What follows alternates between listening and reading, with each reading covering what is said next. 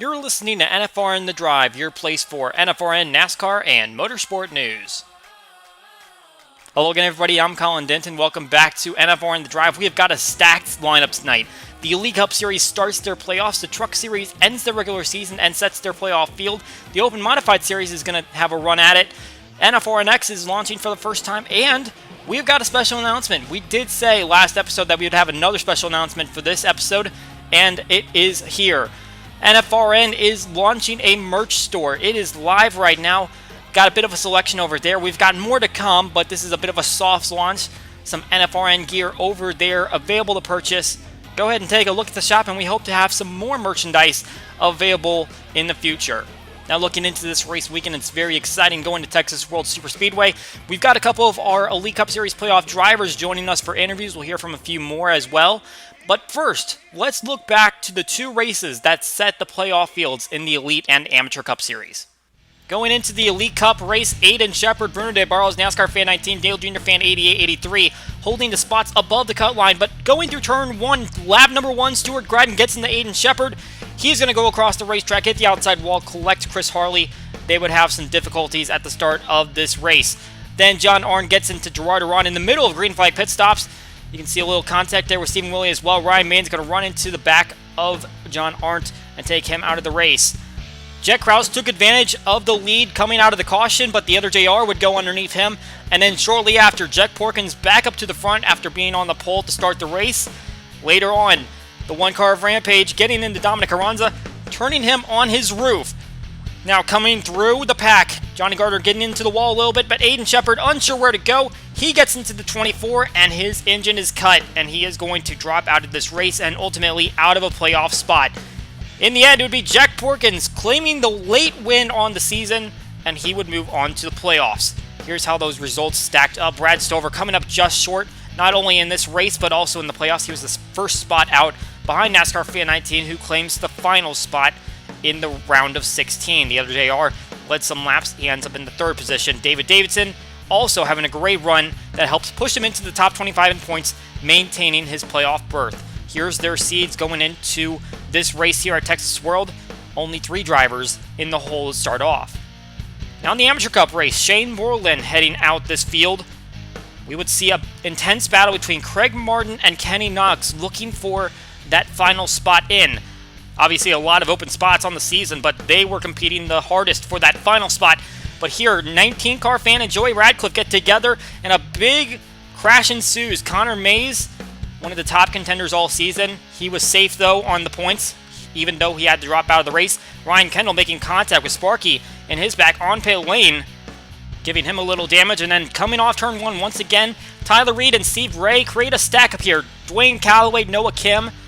Some other winners here, Chris Harley and Kyle Law getting involved. And that would bring this race to an end under caution. Shane Borland leads the entire race, and he will go away with a playoff spot, which he might have been safe on even if he hadn't won the race. But there were a lot of drivers that put up some great performances compared to what their seasons had been. Kyle Bisceglia, TJ Ball, Alexander Rowe, they were all struggling very far back in the points.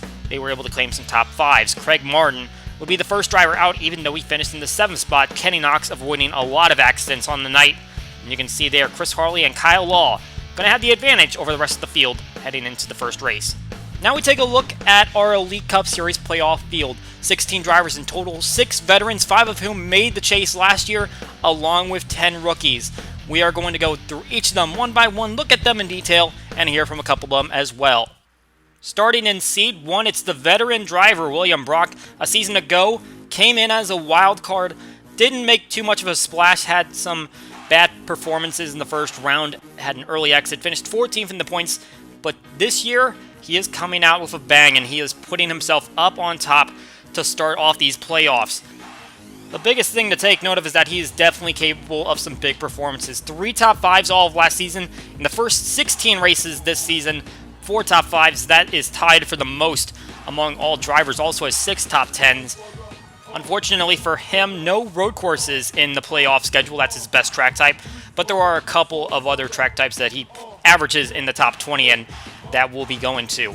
Now let's move on to our 2 seed. It's rookie Philip Fry. He has also put off some great performances. He is another driver that has 4 top 5s on the season. He got a lot of those in the middle part of the year. Definitely a driver to watch out for to finish these races off, as he has not had a finish outside of the top 30 since race number 7. That was just before his victory at 8 Bull, which got him into the playoffs. We will see what he does on these short tracks. There's going to be a lot of those in these playoffs. That's his best track type, so that will definitely play an advantage to him. He's going to have to work, though, on his middle speedways, the 2 to 2.5 mile racetracks that will both start and end these playoffs. If he's a Championship 4 contender, he's going to have to improve on the longer ovals. Our reigning champion, Rampage, comes in the 3 seed. He has not had quite the dominant performance that he had last season, and that's not to say that he didn't have some struggles along the way that year either, but we're definitely looking for a little bit more out of this defending champion to put up this season. No poles yet this year. He had 2 last season. The stat I look at the most, the 6.3 average finish at the longer ovals. Finishing off the playoffs at Pennsylvania Mountain, that is going to be big for him. If he's able to make it into the Championship 4, also going to be a great start to these playoffs here at Texas World. But that's definitely the track type he's going to have pressure to perform. He very much excels at those racetracks compared to any of the other track types. We've gone from veteran to rookie to veteran. Let's go back to a rookie, Jake Baskinger, the 3rd Toyota up here in the top 4. Those cars are running very well this season, and the 84 is one of them. He is putting up a lot of consistent performances that have helped get him into these playoffs. Obviously, Castle Gorge, a very big help for him. Just 2 top 5s for him this season. You see, you have to go all the way back to 8th place to find his 3rd best performance. Just 3 DNFs on the year, and only 1 time has he finished outside of the top 30. That was at Peoria a couple of races ago. While he hasn't had the greatest performances this season, he is definitely a driver to look out for in terms of point racing. He can definitely make his way up to the front of the field if he just keeps it on the racetrack. Moving on to our next seed, the 5 seed, Stuart Gradden, nicknamed the Blue Bullet, and that performance was definitely there at the beginning of the season, but we're watching out to see if it's going to last throughout these playoffs, as it's been a little bit of a struggle for the 29 driver in the middle part of the season. We mentioned he started out the year with 4 top 10s, got another one at Calder Park, but that was his last top 10 in his home country. He has had a few top 20s since then, but nothing along the lines that he had at the beginning of the season. No road courses on the schedule for these playoffs. He's definitely going to have to work hard at some of those other racetracks. Does pretty well at those super speedways, but only one on the schedule. Short tracks might be his chance to excel. We move on to his teammate now, Jack Porkins. Got that late victory at Nazareth that pushed him into these playoffs.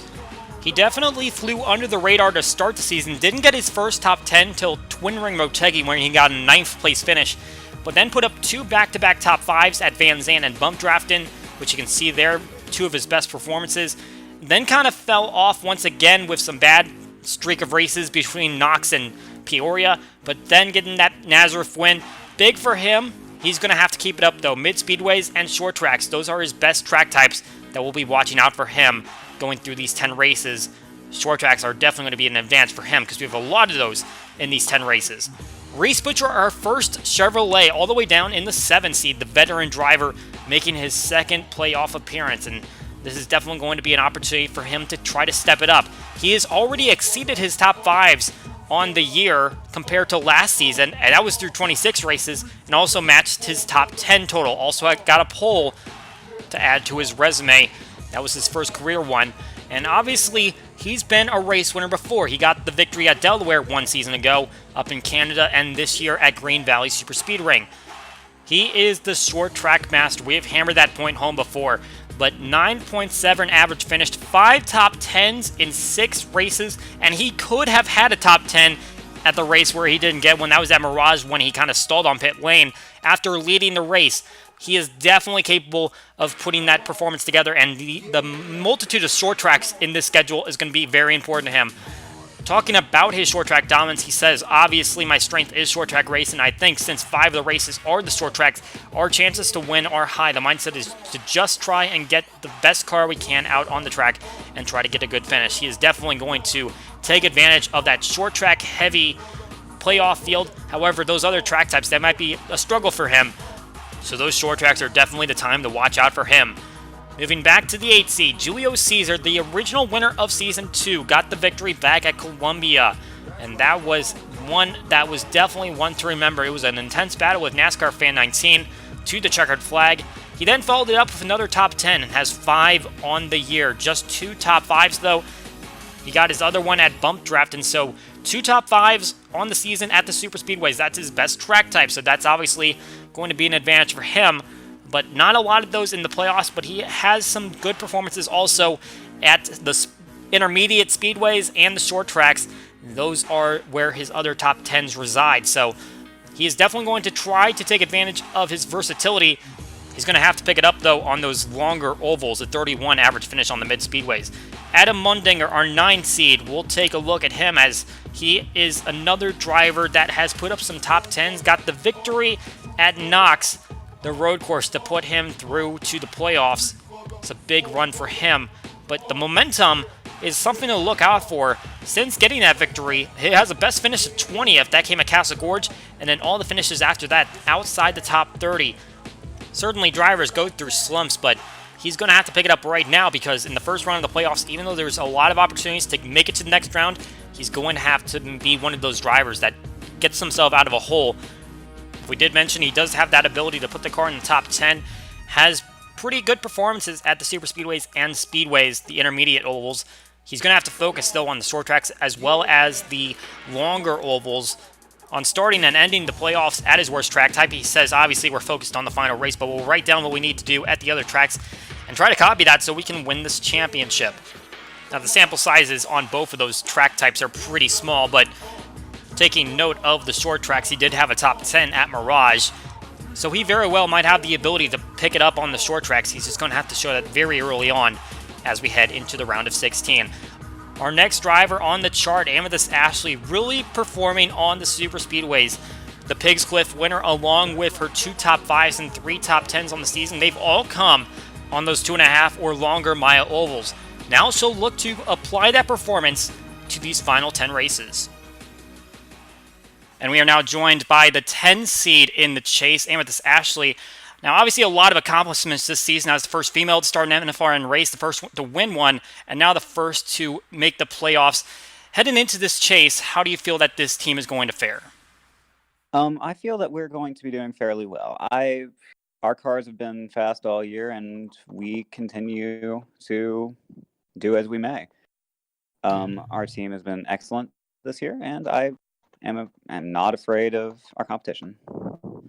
Now, top 20s in 4 of the past 5 races. How important is momentum heading into this final stretch of the season? Oh, momentum is very important. We need to build on our top 20s, and hopefully we can win a couple more before the year's out. Now, AMI Incorporated focused on just the Elite Cup Series this season, got both its drivers into the playoffs. What's the advantage or disadvantage of having a teammate in Bernadette Burrows heading into these playoffs? Oh, it's great. Having Bruno around is great for our momentum. We can actually build on each other. We may be able to draft a couple times here and there. And I guess we'll see how that goes. Now, super speedways are by far your best track type, with 3 top 10s in 5 starts and an average finish 10 spots higher than the next track type. But we only got one of those in the playoffs in Ontario, that second round. So how can you translate that speed into the shorter tracks? Yeah, we haven't really been building on our shorter speedway potential, but I believe that if we keep our speed from some of our other experiences in the past few races, we would still be just excellent. And now the track type you're struggling with would be the 2.5 mile tracks.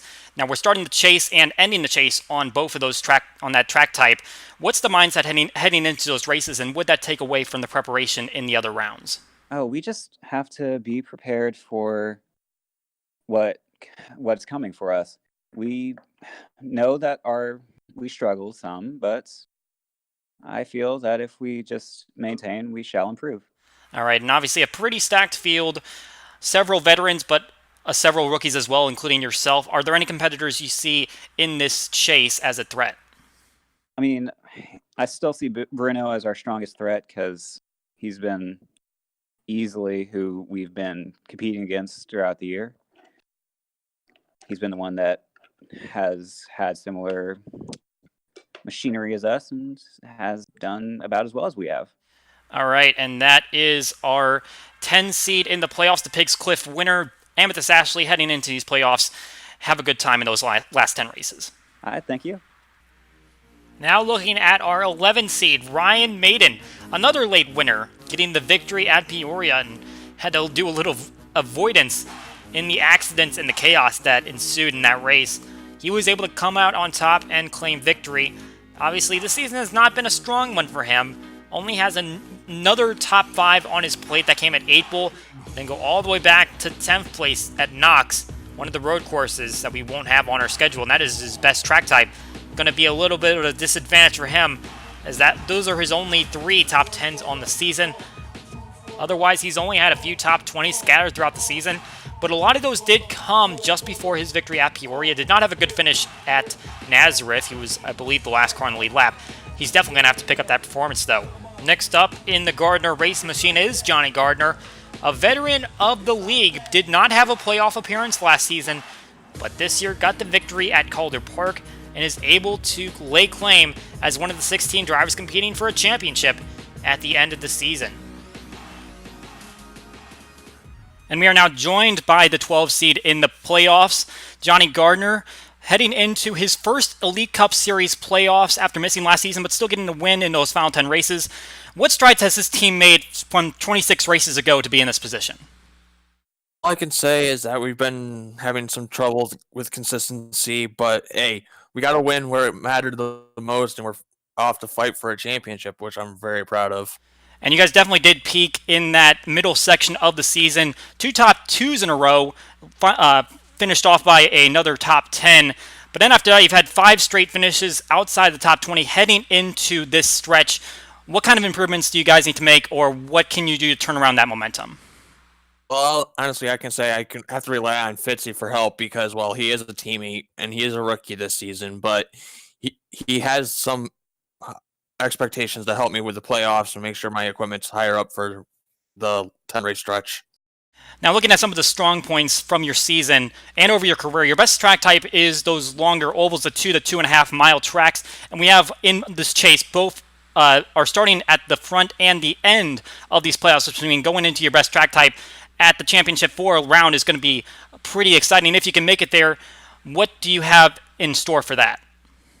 If I can make it to the Championship 4, I would love to have a good, consistent battle, see if I can maintain.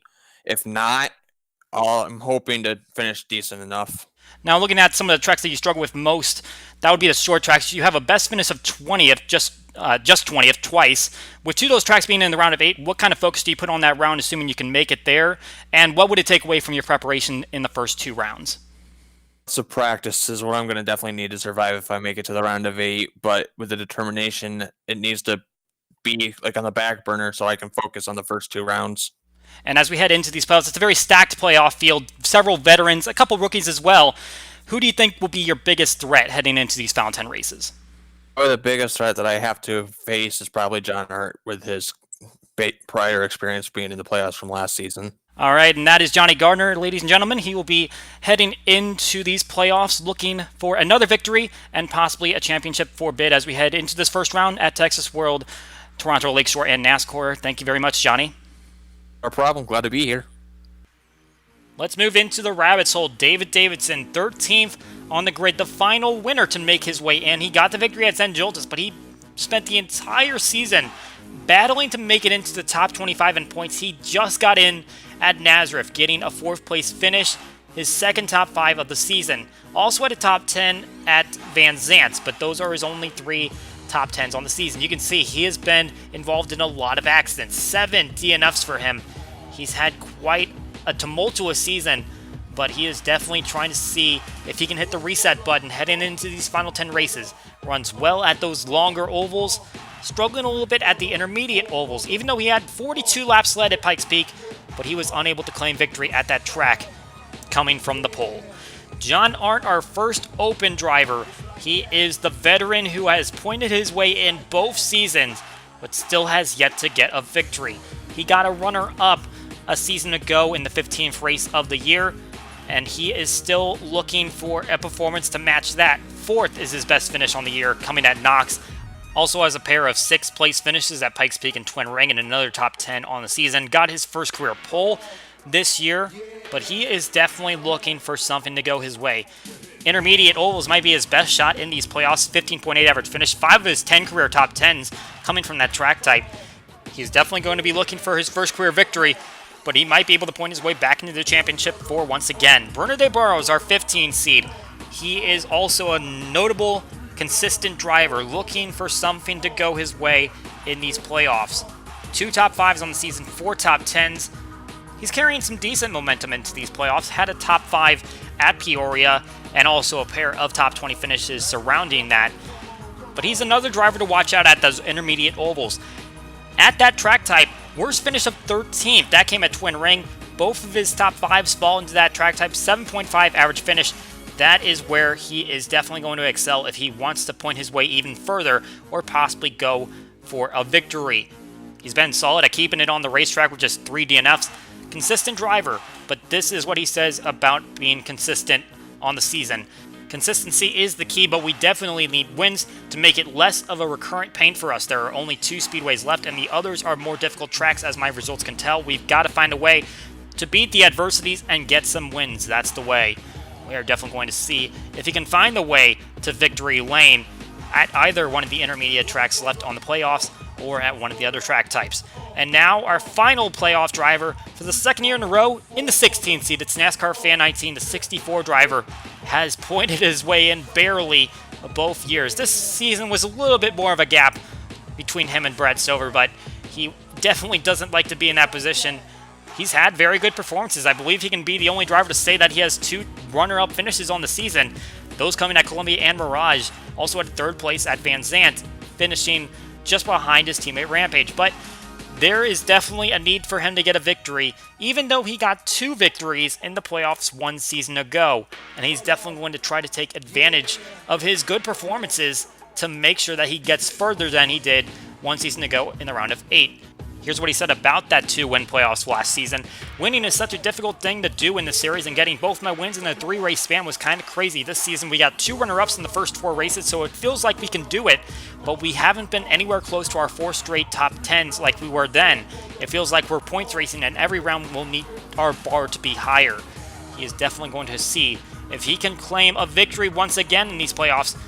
One of them might come on a mile-long track like he had last year. Let's take a quick look at how the Truck Series playoff looks heading into the race at Texas World. These are the situations for each driver. So far, just 3 drivers have officially clinched their way in: Mike Simpson, Tyler Reed, and Jim Fowler. There are 3 drivers that have a berth available to them. Dalton Wise, Clint McComb, and Barry Watson all have wins on the season. Barry Watson is in the most precarious position because he is just around that playoff cut line. He's going to have a great performance today to make sure that he stays in. Dalton Wise and Clint McComb, they're pretty safe, but they haven't officially clinched. There are 14 drivers in a situation where they must win today to even have a shot at making it into the playoffs. They'll still have to finish within the top 25, but they cannot make it into this next situation where you can make it in on points alone, where you can see we have about 16 drivers in that situation. Here is what the playoff chart looks like right now.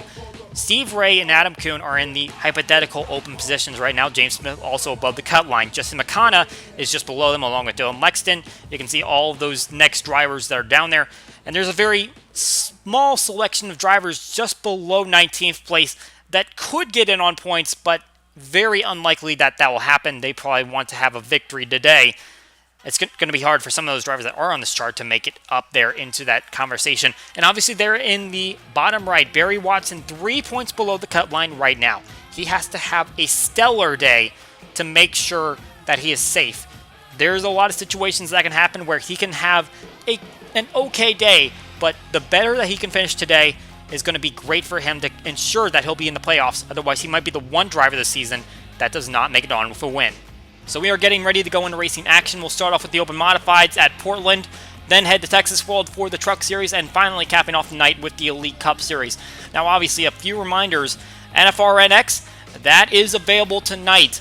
This will be the first opportunity to see the 16 playoff drivers have all of their in-cars available at once, streaming simultaneously to the main race that will be available on this channel. Go on and head to the NFRNX channel, hit subscribe so you don't miss any of the future broadcasts as they run with our main race, and then make sure to follow your favorite driver as they go for a championship in the Elite Cup Series.